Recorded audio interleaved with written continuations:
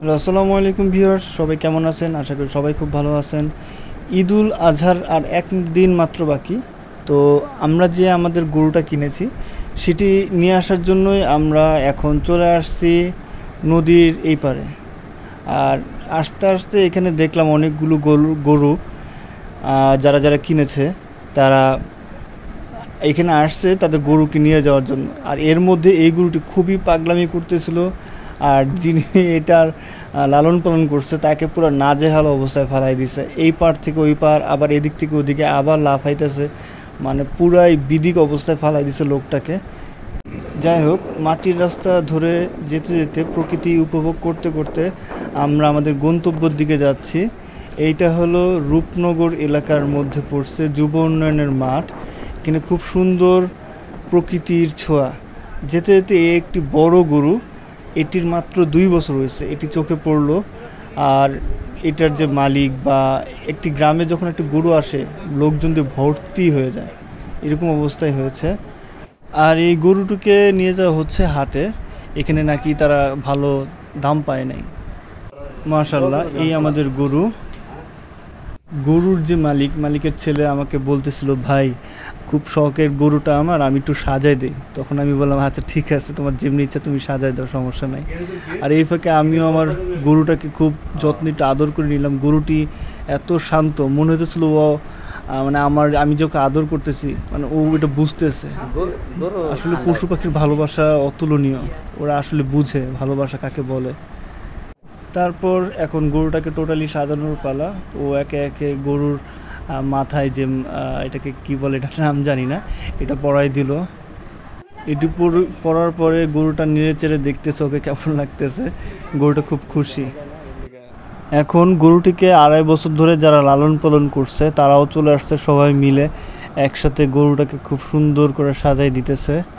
তাদের খুব শখের ছিল, এর জন্য খুব মনের মাধুরী মিশে তারা তাদের মনের মতো করে গরুটাকে সাজাই দিতেছে। দেখতে ভালোই লাগতেছিল। সবার শেষে এখন গরুকে মালা পরাই দিয়েছে, লাল টকটকে একটি মালা। বাস, এখন টোটালি সাজানো শেষ। গরুটি মাথা নেড়ে চেড়ে দেখতেছিল, খুব আনন্দই পাইতেছিল গরুটা। সাজানোর পর সব কিছু পরে যখন রশি খুললো তখন গরুটা একটু পাগলামি করতেছিল, যার জন্য ওর এতক্ষণ ভরে যেগুলো সাজাইছে সেগুলো খুলে ফেলা হয়েছে।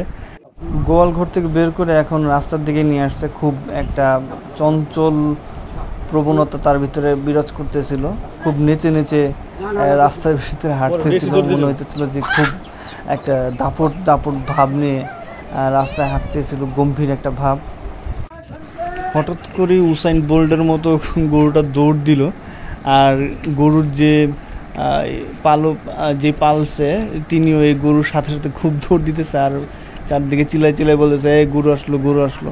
কুরবানি ঈদের একটা মজা, এই একটা ওয়ার্ড, গরু আসলো, গরু আসলো, এটা বললি সব বলো ভয়ে সব দৌড়ায় চলে যায় এক জায়গা থেকে আরেক জায়গায়। এখন আমরা নদীর পাড়ে চলে আসছি। নদীর পাড়ে চলে আসার কারণ হলো আমাদের বাসায় যেতে হলে এখান থেকে নদী পার হয়ে ট্রলারে তারপর যেতে হবে। আর নদীর পাড়ে আসতেই খুব খুব তিরিং বিরিং শুরু করে দিয়েছে চিংড়ি মাছের মতো আনন্দে। তারপর আবার হাঁটা চলা শুরু করলো। স্টিমারে উঠতে একটু ভয় পাইতেছিল, কিন্তু আলটিমেটলি উঠে গেছে আমাদের গরু। এখন স্টিমারের সাথে খুব ভালো মতো বেঁধে দেওয়া হইতেছে, যাতে যখন নৌকায় বা পানির স্রোতে নৌকা একটু দুলবে তখন যাতে গরুর কোনো সমস্যা যাতে না হয়। বাস, এখন স্টিমার ছেড়ে দিছে। এখন আমরা আমাদের বাড়ির পথে। নৌকায় নদীতে ঘোরার মজাই অন্যরকম। নাম কি তোমার? কি নাম?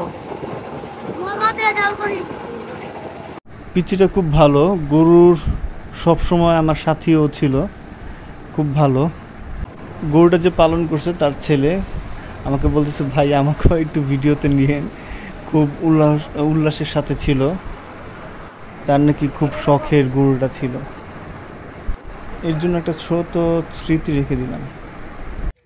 আমরা পাড়ে চলে আসছি, আর গরু একটা যে লাফ দিয়েছে, এক লাফে পুরো ডাঙায় চলে আসছে। ঘাস দেখি খুব খুশি। এখন আমাদের এই রাস্তা দিয়ে আমাদের যে মেন রাস্তায় উঠতে হবে, তারপর বাসার রাস্তার দিকে। এতক্ষণ গরুটা যে পালন করছে তিনি ধরে রাখছিল, তার অবস্থা খুব খারাপ দেখে আমি তারপর গরুর রশিটা নেই, এখন আমি ধরে নিয়ে যাচ্ছি। গরুটা এত পরিমাণ শান্ত ছিল, মাশাল্লাহ খুবই শান্ত ছিল, কোনো রকম দুষ্টামি করতেছিল না। আর আমরা বাসার খুব কাছে চলে আসছি। এই তো বাসায় চলে আসছি, এটা হলো বাসার গ্যারেজ। এখন গ্যারেজের ভেতর গরু ঢুকতেছে। এত পরিমাণ শান্ত, কোনো টানা হেঁচড়া কিছুই করা লাগে নাই, খুব শান্ত। আর ওদিক দিয়ে রবিউল বানতেছিল, আর অপোজিট সাইড থেকে আমি বানতেছিলাম, খুব শান্ত। গরু পালন যে করে তার জন্য সবচেয়ে কষ্টের মুহূর্ত মনে হয় এইটাই। খুব সুন্দর মতো গরুর সাথে কথা বলতেছিল, আর একটু একটু করে কাঁদতেছিল, যেটা দেখে আমার খুবই খারাপ লাগতেছিল। আল্লাহ সবার কুরবানিকে কবুল করুন, আমিন।